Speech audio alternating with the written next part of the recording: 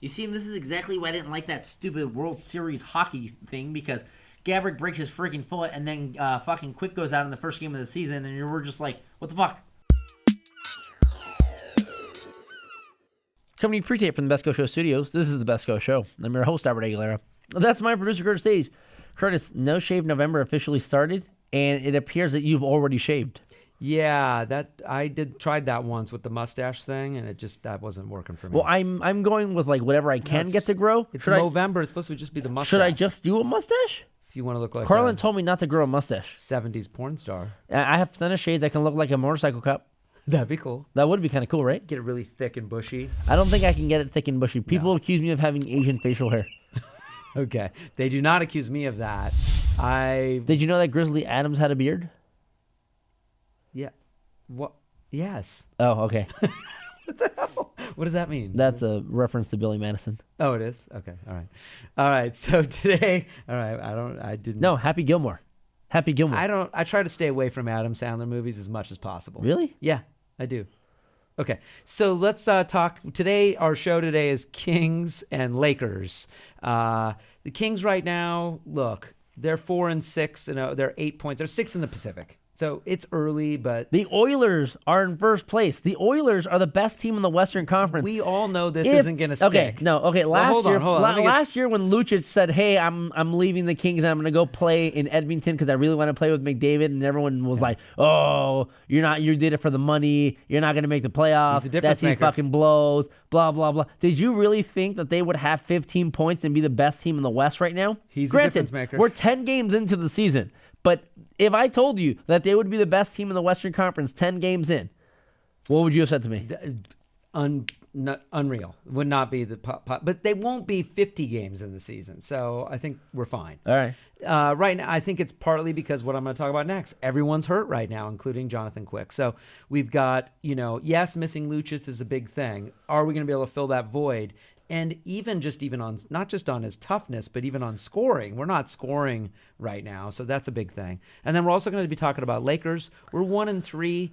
We're not, obviously, I don't think anybody's, 12th in the West, but I don't think anybody's expecting the Lakers to be in the top 8 yet. Whose team is this now? Who's the team leader? The defense is getting a little bit better. And then what about these players that we're overpaying on the Lakers? And let's get started. Going back to the World Series of Hockey, I hate the World Series of Hockey because my players were out there, getting themselves beaten up, and Jonathan Quick comes out here. Game 1 is hurt, tears like a groin muscle or something, and is out for months. Okay? See? Meaningless games. Yes. Meaningless games. We'll be fine in a few months. In a few months? Well, it's not like they're not going to make the playoffs. They better make the playoffs. But listen, Jonathan Quick is out. McNabb is out. Gabrick's out. Zakhoff, the backup goalie, is out. Androff's out. Purcell's out. Yeah, part of the reason why you lose 4-0 to the Ducks is probably because your third-string goalie is in, tending the net. So that might be part of it. Maybe not, though. Our defense is not looking good right now. But more importantly... Well, the defense isn't looking all that great, but we're getting scored on in the power play because, typical Kings, we don't score. Yeah. We fight a lot. Yes. And we give up power play goals because we're always in the box. Yes. Okay? So that's typical. That's something I was expecting. That's typical Kings-like behavior. Mm-hmm. Okay? So that's not a huge thing for me right now. But when you're out shooting, you're the second best team in the league when it comes to shots against, and the 5th best when it comes to shots for. We outshot the Ducks 31-20 and lost 4-0. So why are we not putting it in the back of the net? Because the skill. It's a skill set thing. The Blackhawks, the Capitals, the Ducks, very good teams at getting the rebound. Yes. They'll shoot while leaving forwards near the net, hoping to pick up a deflection, pick up trash, and get the Kings don't do that. The Kings go in, they shoot, and as soon as they shoot, they get their ass back to defense, score or not. Okay. They don't hover over the net, and that's why I think one of the reasons why our power play isn't very good, it's really never that it's any good anyways, but why our power play is not doing very well, or why we're not scoring off the bat is one reason is that we're missing someone that's like Milan who hovers over the goaltender and is just a fucking brute. Yeah. Because on the power play, Jeff Carter does that. But Jeff Carter's not a fucking brute. Jeff Carter's not in there banging with the goalie. No, he's not going to be able to tussle to get that loose puck as easily as a bigger guy is going to. So that makes sense.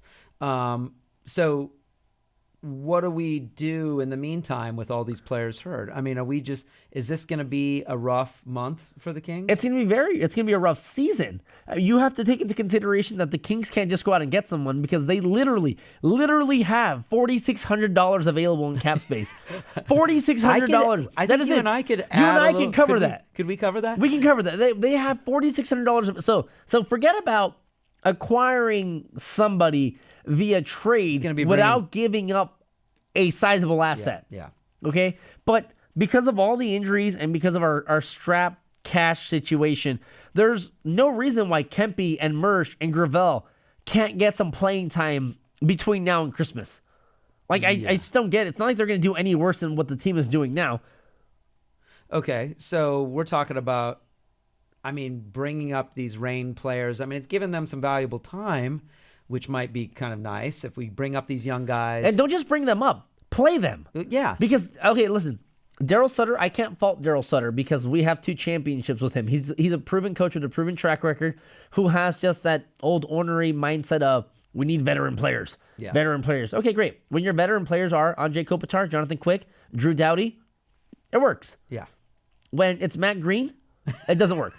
Exactly. So he's in when a little it's bit... Scuderi, it doesn't work. He's in a little bit of a bind right now because he's going to have to go with some youth here, which I feel like in the long run it could benefit the Kings. Absolutely. These kids are the future of the team, especially right now in this cap era.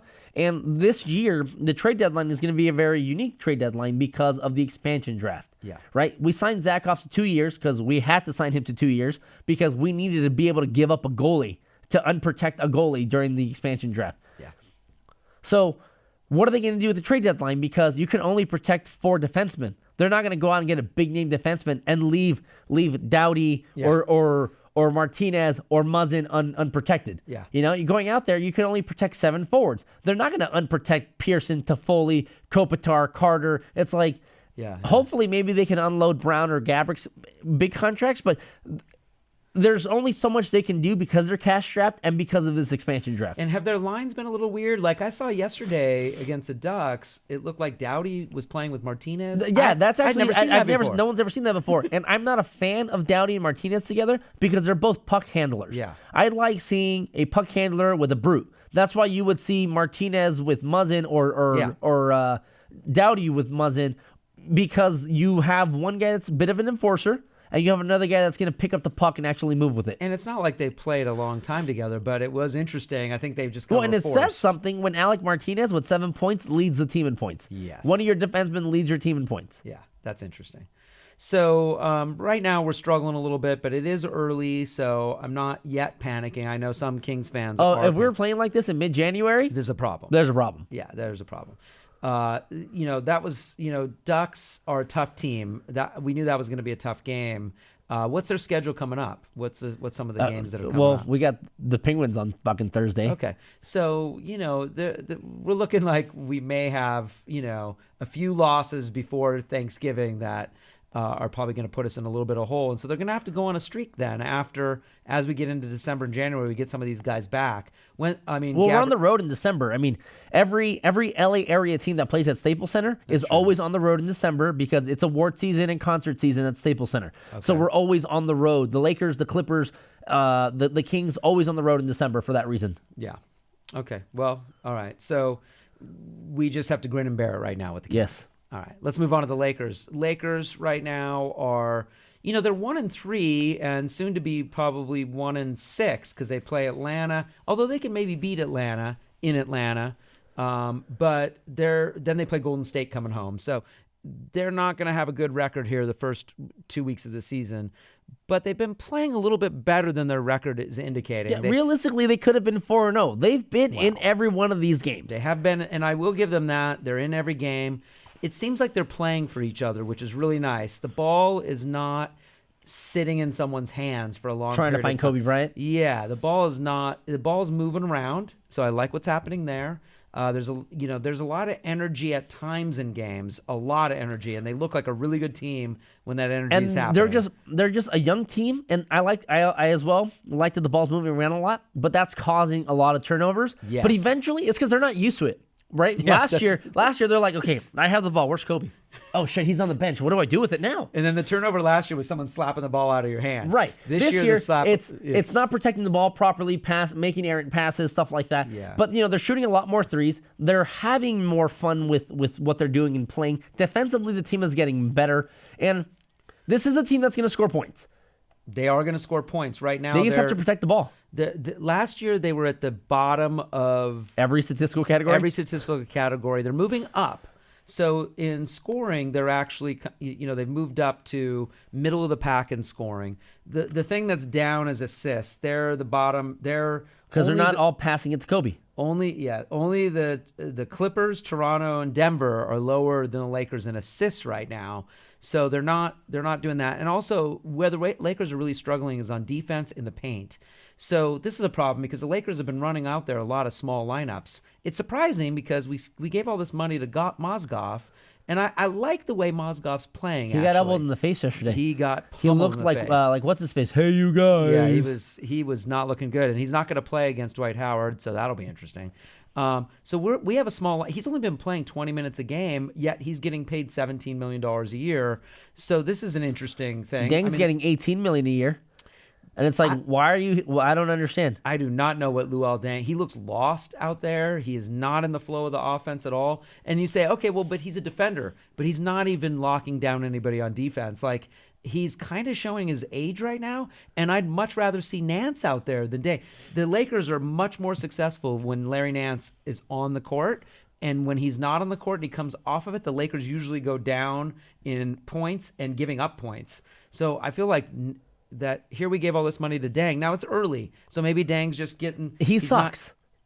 His best year was 2011. He was a second-team all-defenseman, and we paid him and Mozgov so much money out of desperation to get people to come here because we had a ton of money to spend on the year salary cap. I mean, we're still $19 million under the luxury tax. Yeah. And they had so much money, and they had to fill holes, and they realized that everyone else was going everywhere, and they're kind of like, guys, we're the Lakers, come here. And they just had to scramble. And so they're kind of like, somebody. fuck, we're going to have to overpay to bring in mediocre players, and that's exactly what's happening. Well, the Lakers are 6th in the league in steals, which is great, right? So we're causing turnovers.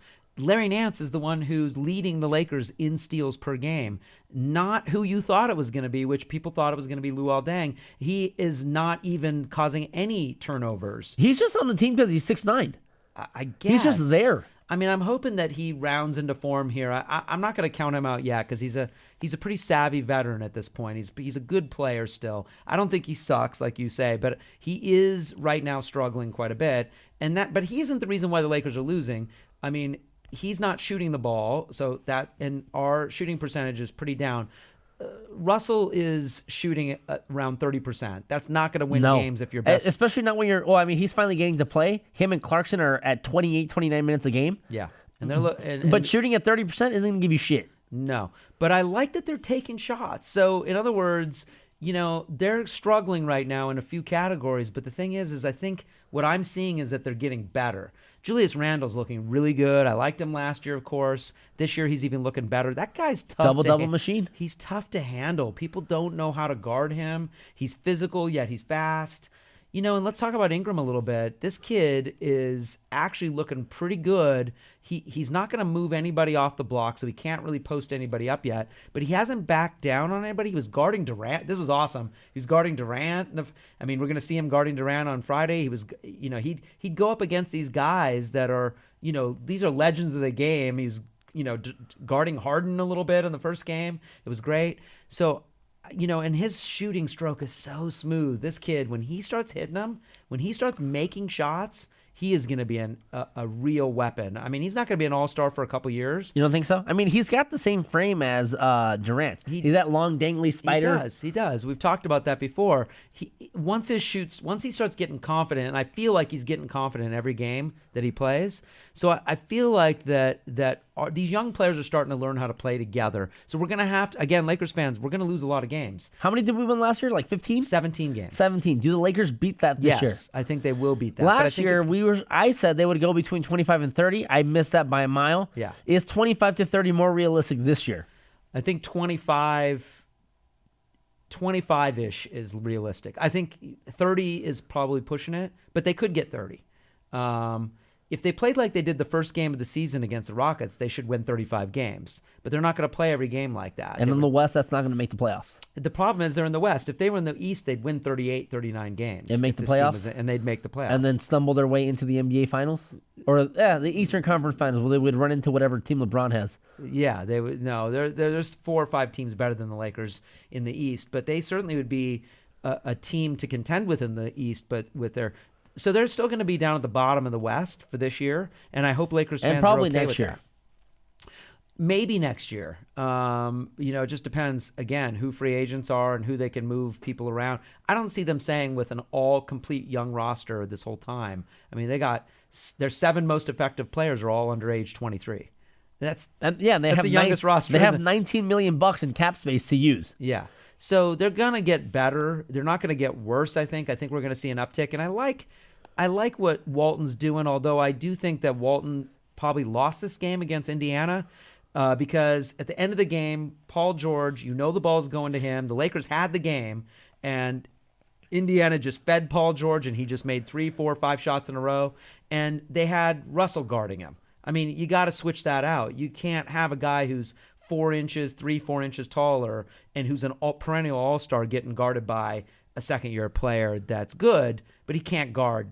It's just not going to happen. So, I think that's on Walton. They should have switched players and brought in a taller player, even Nick Young, who's not a good defender, but at least Nick Young's getting 25 minutes a game now.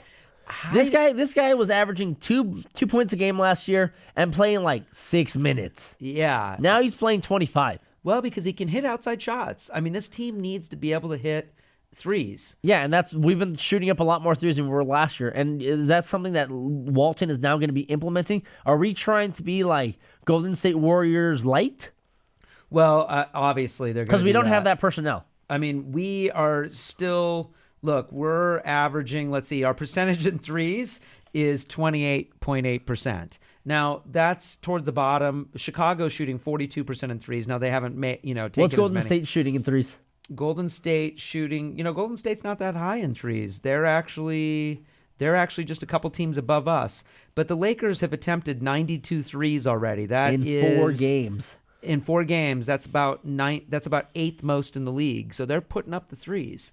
The problem is we don't have a big team, so we're not going to be pounding the ball into the paint. And, Tariq Black's playing great. I think he's playing really, really well for a big guy, but he's a bench player.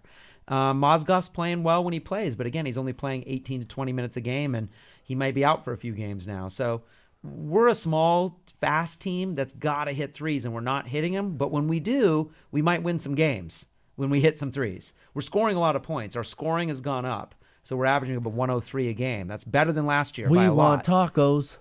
We're going to get a lot of tacos. We want tacos. So that's going to happen this year in Los Angeles. Love it. Here's what's also going to happen. We're going to lose a lot of games on the road, close games on the road, because this young team doesn't know how to finish Best games. day of the week in Los Angeles is going to be Mondays.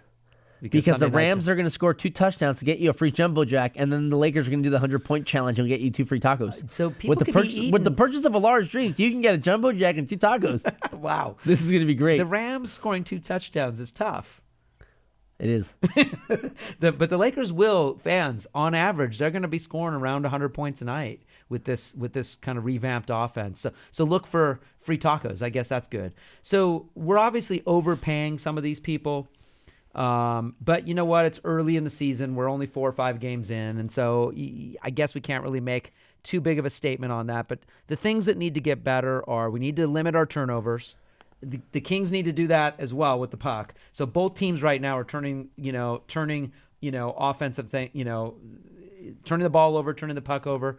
The Lakers definitely need to limit their turnovers. They've been turning the ball over about 18 times a game. So that needs to go down to about 15 or 14. We need to get some more assists. We need the assist level to go up.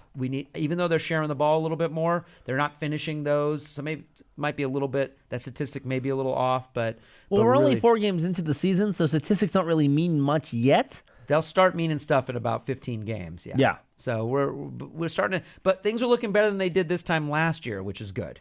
So we're at a plus there. So whose team is it now? I don't know. I don't think anybody's No really one jumped has that out. identity yet, right? And then, Russell's still dealing with the bullshit last year with the cell phone. I think that's over. I think he and Nick Young actually kind of like swept it under the rug. They said they were fine with it. I actually think... Nick Young's a new father now with a different mom. Oh, God. Yeah. Really? Yeah. Oh, congratulations, Jeff Carter. He just had his second kid. He had a boy last night.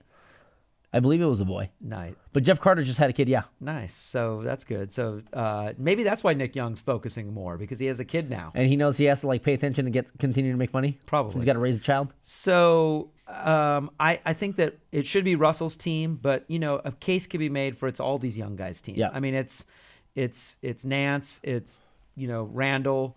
It probably will be Ingram's team in 2 years from now, because this kid's gonna be the best player. I really like Jordan Clarkson though too.